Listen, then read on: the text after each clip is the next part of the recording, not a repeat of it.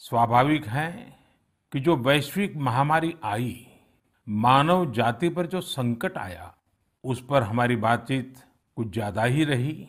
लेकिन इन दिनों मैं देख रहा हूं, लगातार लोगों में एक विषय पर चर्चा हो रही है कि आखिर ये साल कब बीतेगा।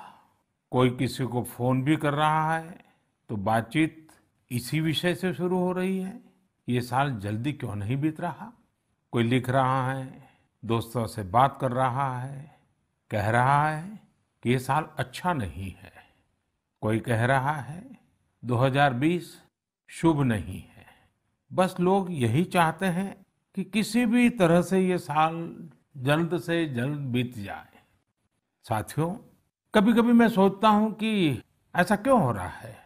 हो सकता है ऐसी बातचीत के कुछ कारण भी हो। 6-7 महीना पहले ये हम कहाँ जानते थे कि कोरोना जैसा संकट आएगा और इसके खिलाफ ये लड़ाई इतनी लंबी चलेगी। ये संकट तो बना ही हुआ है, ऊपर से देश में नित नई चुनौतियां सामने आती जा रही हैं। अभी कुछ दिन पहले देश के पूर्वी छोर पर साइक्लोन अम्फान आया, तो पश्चिमी छोर पर साइक्लोन निसर्ग आया। कितने ही राज्यों में हमारे किसान भाई बहन टिड्डी दल के हमले से परेशान है, और कुछ नहीं तो देश के कई हिस्सों में छोटे छोटे भूकंप रुकने का ही नाम नहीं ले रहे हैं। और इन सब के बीच हमारे कुछ पड़ोसियों द्वारा जो हो रहा है, देश उन चुनौतियों से भी निपट रहा है। वाकई एक साथ इतनी आपदाएं, इस स्तर की आपदाएं बहुत कम ही देखने सुनने को मिलती है।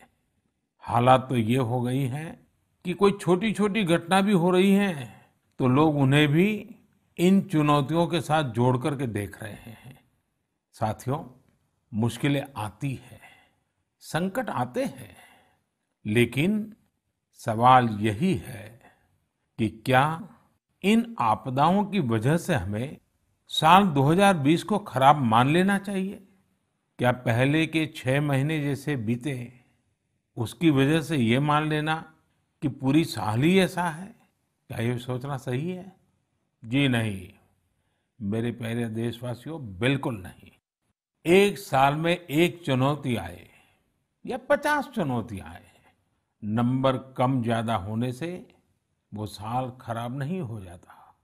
भारत का इतिहास ही आपदाओं और चुनौतियों पर जीत हासिल कर और ज्यादा निखर कर निकलने का रहा है।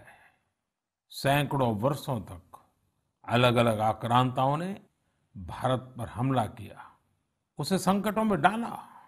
लोगों को लगता था कि भारत की संरचना ही नष्ट हो जाएगी, भारत की संस्कृति ही समाप्त हो जाएगी। लेकिन इन संकटों से भारत और भी भव्य होकर सामने आया।